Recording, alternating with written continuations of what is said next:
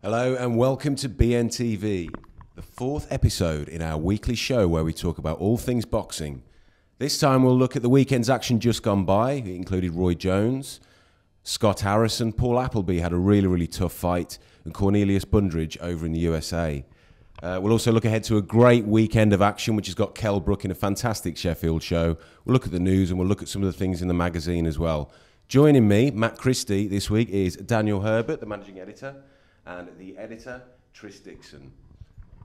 First of all, if we look at the weekend's action, and we'll talk about Roy Jones, Dan. He had a really lucky escape by all things.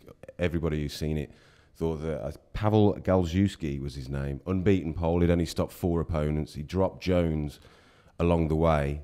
Where does Roy Jones go from here? Well, he should go into retirement. But then really he should have retired possibly a decade ago. He's just fighting on empty now. He's taking fights, must be for fairly small purses. I just can't see why he's doing it really. Must be an ego thing. Yeah. Is it fair to criticise him though, because he's not the first great fighter to go down this road, is he, Dan? A lot of fighters have done this before and they've fought on years and years past their peak. Say 20 years' time, 30 years' time, do you think we'll remember the best of Roy Jones and we'll forget about these last few years? Probably not. The public critics can be very harsh. If you get knocked out in one round by a complete nobody, then people remember that. Yeah. And if that's more recent than a fabulous win over some like John Ruiz or something, then people remember the bad defeats. Yeah. It's just human nature. Right. Okay. Well, moving on to another comeback. Scott Harrison came back after years and years off the scene. He's had numerous problems outside the ring, but he looked in fantastic shape, didn't he, Tris, at the weekend? Yeah, definitely. It looked like some of the old magic was there, but like you say, he was in fantastic condition, completely chiselled. Clearly puts a lot of work in his training, but then it's not the physical side of the sport that you think is going to present Scott with the biggest challenges. It's going to be the mental challenges, and arguably not even in the sport, but outside the ring. So there's still a lot of questions around Scott, but he's boxing up at lightweight now, which you can't ask for anything more in terms of the domestic scene, where you've got Gavin Rees, Derry Matthews, Anthony Crolla, Kevin Mitchell, Ricky Burns. Throw him in the mix if he's performing anywhere near his best, and it just adds another good name to an extremely strong bunch.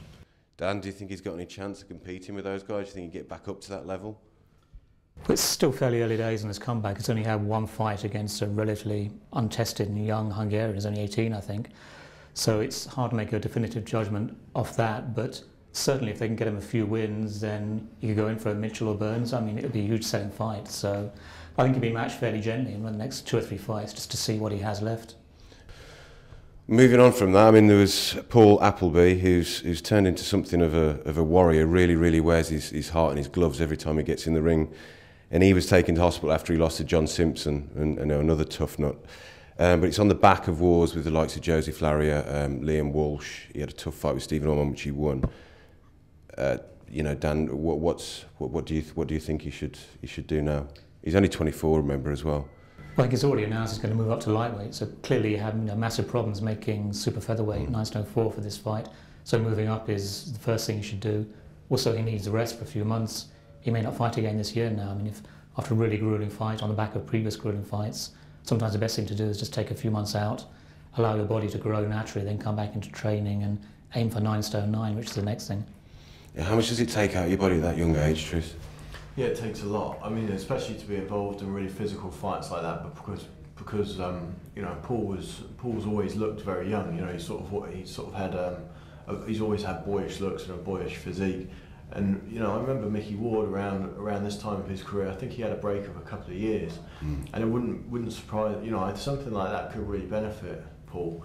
But then you look at like we said, the mix at 9 stone 9, and the people that he could be fighting against. There could be some big lucrative offers for him coming in, which would be hard to resist. But for his benefit, I'd like to see him take a long rest. Well, I remember Manny Stewart saying that whenever any of his fighters had lost, they'd been in really brutal fights, the first thing he would do, whatever offers were on the table, just take a break. Ideally, just have a 12-month break if you're still young enough to kind of come back. Well, that's what Joe Gallagher's done with John Murray after he lost to Brandon Rios. He's like, just get out of the gym and stay out of the gym.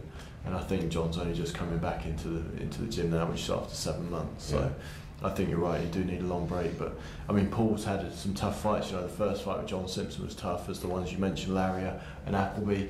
Larry and Walsh. Those are tough fights and add a lot of mileage. So a break would definitely do him some good. Definitely. And finally, there was Cornelius Bundrage in action over the weekend. He beat Corey Spinks for the second time. Probably a needless rematch given the one-sided nature of the first fight. Bundrage did it again. It wasn't a great advertisement for boxing, but he's got such a fantastic story, hasn't he, Tristan? You've spoken to him. He's a good guy, isn't he? He is. He does have a good story. I think the thing was, though, I wasn't convinced going into this fight that Corey Spinks was shot, as we call it in the trade, and he clearly is. And you know, it's sad to see because he's had some big nights, some good nights. But K9's enjoying his moment in the sun. But you've got the feeling that there's some good light middleweights out there that they're going to cash in his title against. You know, someone like Sal Alvarez and so forth. I think he's whoever he fights. You know, he's not a top world champion, so whoever he fights, you know, Arislande Lara was on that bill as well, so he's another danger man in the division. So it's going to be interesting to see which way they take him, but I don't see him hanging on to his title for too much longer. I mean, there was due to be another rematch in May, Lamont Peterson and Amir Khan. Obviously, we know the story of that one, why that one was called off. But the WBA have acted this week, and they've stripped Peterson of his WBA light welterweight title. Dan, is that the right decision? I think so, because Peterson admitted that he took the performance-enhancing pellet in November before the fight against Khan took place. So if the drug had influence on his body, then that helped him win the fight. So it's fair enough to declare the title vacant. And it's a good thing they didn't just award the title to Khan. That would have been a step too far. But at least now Khan has a chance to fight for it and win it in the ring, which I think is the right thing. That's within the traditions of boxing, I think. Yeah, I mean, why do you think the IBF is still stalling, Tris? Not sure. Maybe maybe there's a man in a hat in their offices somewhere.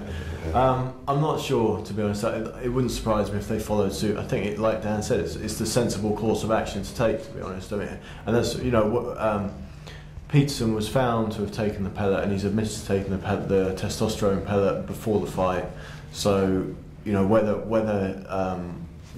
he had the knowledge of what was going into his body or not, he fought with it in his body. You know, he accepts that. So, therefore, you know, the title should be declared vacant, and that means that the fight with Garcia should feasibly be for all three titles on July the 14th.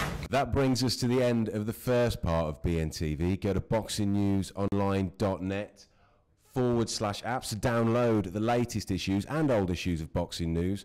Also on the website, got a fascinating interview with Ryan Rhodes talking about his loss, what he hopes to do in the future.